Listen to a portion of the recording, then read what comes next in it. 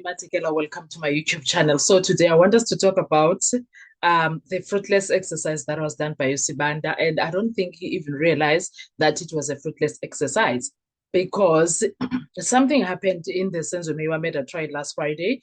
But when I don't know if you have looked on the ordinary surface and saw what, I'm not sure, but it raises serious questions about the state narrative, everything that we saw happening there. During the cross-examination of Kanselani Makimbi Buthelezi, Advocate Subanda took the witness through a series of photographs extracted from Exhibit Exhibit S, the cell phone downloads belonging to accused number 3, Mthobisi Mncube. Now, at first glance, this appeared to be a straightforward exercise. The state seemingly wanted to demonstrate that the accused and certain individuals were connected to one another. Sibanda showed picture after picture, asking the witness to identify people appearing in the photographs. And indeed, some familiar faces appeared. Accused number 3, accused number 4, accused number 5, Marco Buthelezi, Kanselani, and other names that were mentioned in that courtroom. But as the exercise continued, something very interesting emerged. The first issue was the metadata. Some of the photographs displayed dates indicating they were taken in 2014. Now, according to evidence already before the court, both Buthelezi brothers, Kanselani and Marco, were incarcerated during the period between 2013 and 2016. Immediately, a question rises. If these dates are accurate, how do we explain photographs allegedly showing individuals who were supposed to be behind bars at the time? Was the metadata incorrect? Were the dates altered? Were the photographs uploaded later? Or is there another explanation entirely? The point is not that there is necessarily misconduct. The point is that the moment Sibanda introduced those dates into evidence, he created a new issue that requires explanation.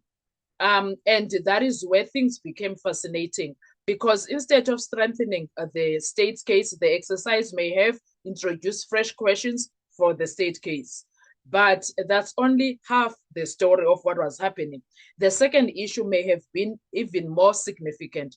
Throughout the photographs shown from accused number 3 cell phone, one thing stood out. Where was accused number 2 and accused number 1? Accused number 2, Bongantanze, and accused number 1, Muzisibia. Picture after picture, different years, different locations, different social gatherings.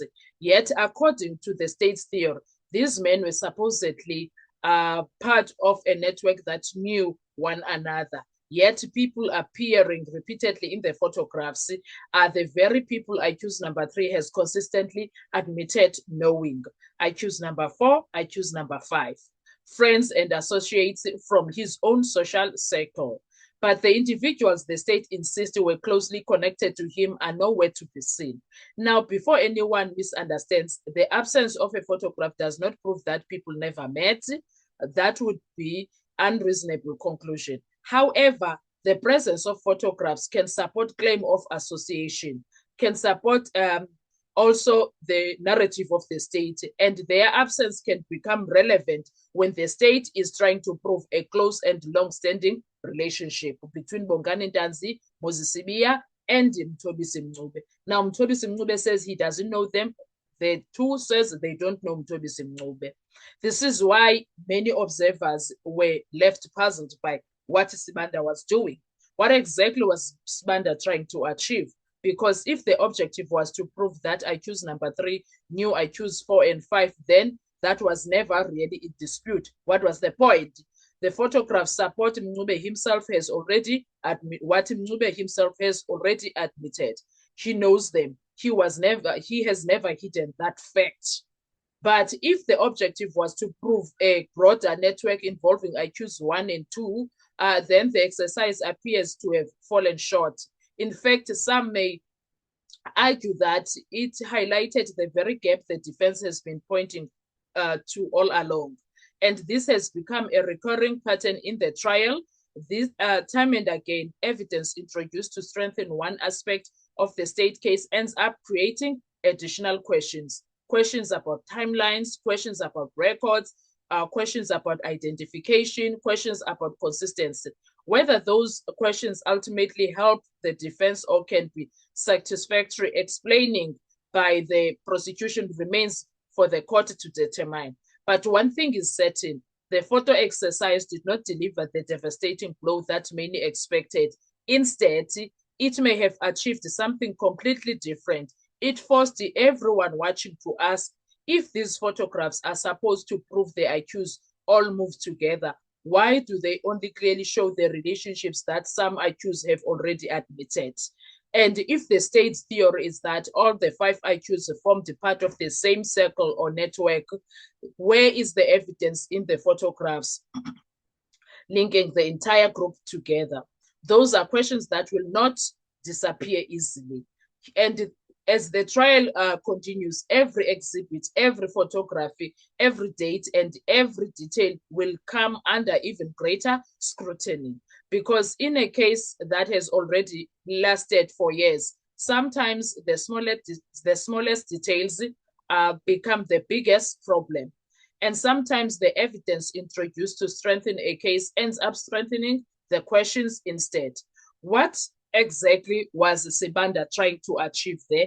That is the big question that all of us are asking, because we saw him destroying, dismantling their own narrative in that courtroom. And the other thing about Sibanda, he doesn't know when to stop.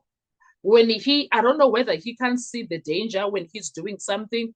In fact, both of them, it's just that most of the time it happens with Usibanda. But there is something about him. He does not know he does not see when something is becoming dangerous for their own case. He never notices that, and it's quite sad to say the least, because Sana, what do you mean Usibanda got up and was excited to do all of that shende, and then also find out he is bringing the state case into disrepute? Like, honestly, if accused number 2, no 3, Bayazan, why are they? Because clearly accused number 3 is a picture man. He likes taking photographs. So if he likes taking photographs, where is the association? Also, where are the pictures from the hostel, Basotho hostel? Because clearly on that day, they were taking pictures. So why didn't they take pictures at Basotho hostel while they were having a good time? Instead, they went to take pictures in George Koch at a later stage. Do you understand? Because according to Zungu, the constable, they were having a good time at Basotho hostel and they stayed there until late. So where are the pictures of that day? Where are the pictures of that day? Because Uzungu made it seem like they left late. But instead of late, we see about 5 o'clock pictures in George Koch. And now it doesn't align with what he was saying. Those are one of the many lies that you can actually see. Kuti Zungu is a liar. And no one from the hostel that Zungu has brought to say, so and so can attest to what I'm saying.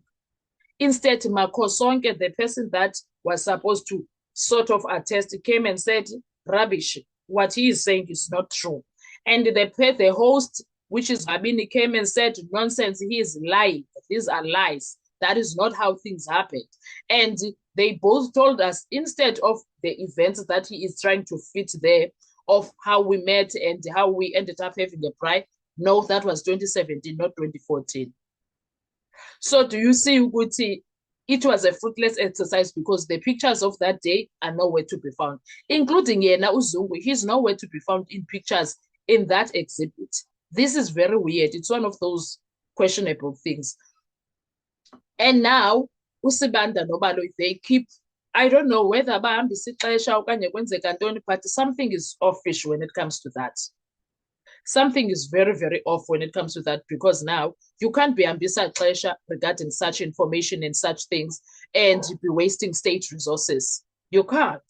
I don't know. They are busy building a case against them because now this is going to end in tears. While people think it's going to end in tears for the accused, maybe Urata can find them guilty. We don't know. But on what grounds is he going to find them guilty? Number one.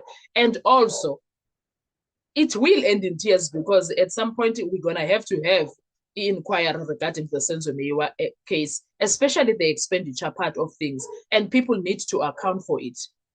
They really do. So Ubaloyi, I don't know how, maybe one day we will find out what exactly was he trying to hide when it comes to this, why he took this case from lower court to upper court, to the highest court, high court, in fact, to the high court.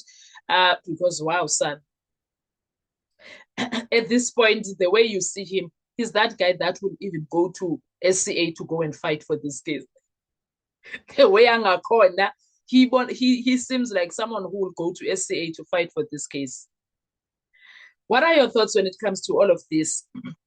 Do you think Osibanda achieved anything with that, those pictures that he was busy showing there?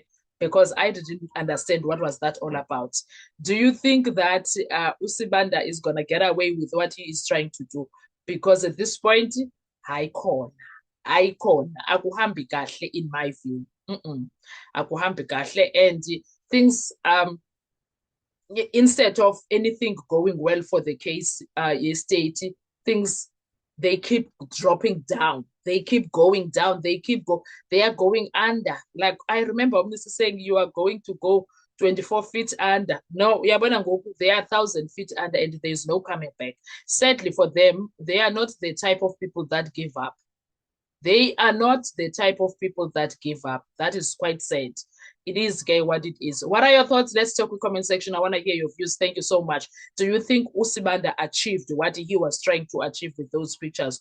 Or you think like me? Because I say it was a fruitless exercise because it did not bring any wow in that courtroom. What was he trying to do? What did he achieve? Nothing in my view. I'll see you on our next video. Thank you so much. Do enjoy your day. Bye-bye.